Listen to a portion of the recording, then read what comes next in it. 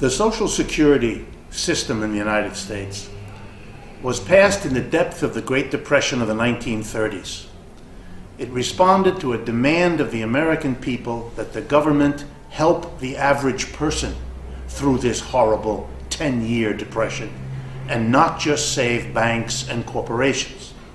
How ironic then that in the worst depression since the Great Depression, the one we're in now, serious people are advocating either getting rid of or damaging the services that Social Security provides to the American people as a whole.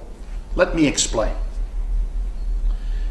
The system is basically geared to provide a reasonable retirement to people over 60 years of age, having done a lifetime of work and contributed to society, to provide them not only with a decent old age, which helps them directly, but just as important, to do two other important social functions. Number one, by providing a retirement support to make it possible for the older folks not to be a financial burden on their children. The beneficiaries of Social Security are all those American families who would want to support their elderly but can't afford it without damaging their own situations. Not to support older folks is to put a burden on every family that has parents, and that does include most of us.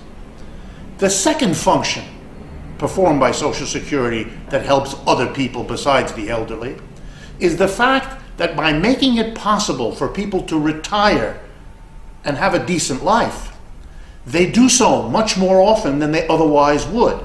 And that opens jobs for the unemployed and for young people entering the job market. So they too are benefited, as is the whole of society, from having productive workers able to have jobs because retirees have been able to retire.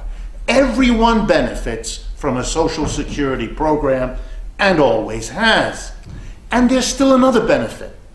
As the money contributed by all of us in our wages that are withheld by the Social Security system, as that money is held by the government until we retire, the Social Security system invests that money. But few people understand that what that means is it lends the money to the United States government in order for it to do for all of us what it normally does: roads, hospitals, school scholarships, all the rest of it. So that the Social Security system takes our money while we accumulate it before we retire and lends it to the United States government, so that when the United States government pays interest on those loans, that money becomes money available to Social Security to help the elderly. It's an extraordinarily well worked out system from which we all benefit. Therefore, what we need to do in the United States now is not make people wait till they're older. All that does is put a longer burden on the older folks and close off job opportunities for unemployed and young people that would otherwise have been opened up. And we certainly don't want to cut benefits, because it negates everything I just said about what the Social Security system does. What we actually need, particularly in a time of high unemployment, is that the age when you can retire should be lowered so that more people take advantage of it and more jobs open up for the young people and the people in the prime of their productive life who are now unemployed, and those currently number 20 million. Let me answer the final question. Where would the money come from that would allow people to retire sooner and that would save us from cutting benefits that is a way of shooting ourselves collectively in the foot?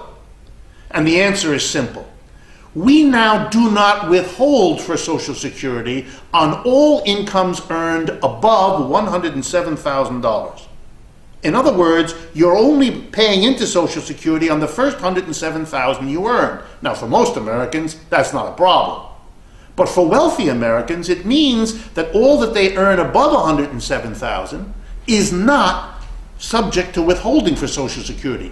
The highest income earners, therefore, are not contributing according to the earnings they actually get, the way everybody else is. There's no excuse for that. There's no need for that. And if all incomes were taxed at the same rate that everybody pays, then the wealthiest in America would make a much larger contribution, which after all is the same principle of taxing people and charging people according to their ability to pay that we now use for the income tax. If it works for the income tax, if it's appropriate, it also would be for Social Security. And my last suggestion would be equally obvious. We only subtract Social Security contributions from wage and salary incomes. Why don't we also do it for dividend incomes, capital gains incomes, and so on? Those are the incomes of the rich. They're exempted from being withheld for Social Security. There's no reason for that. Those two things alone, taxing all your income, wages and salary, no matter how high it is, and taxing your other forms of income for Social Security, would transform the Social Security system, give it all the resources it needs so we can have as a nation the benefits of taking care of the older folks properly, not making them a burden on their children, and opening up jobs for young people and unemployed. Especially in a time of crisis, that's what we ought to be doing, rather than attacking a system that has worked better than most of the things our government has done over the last half century.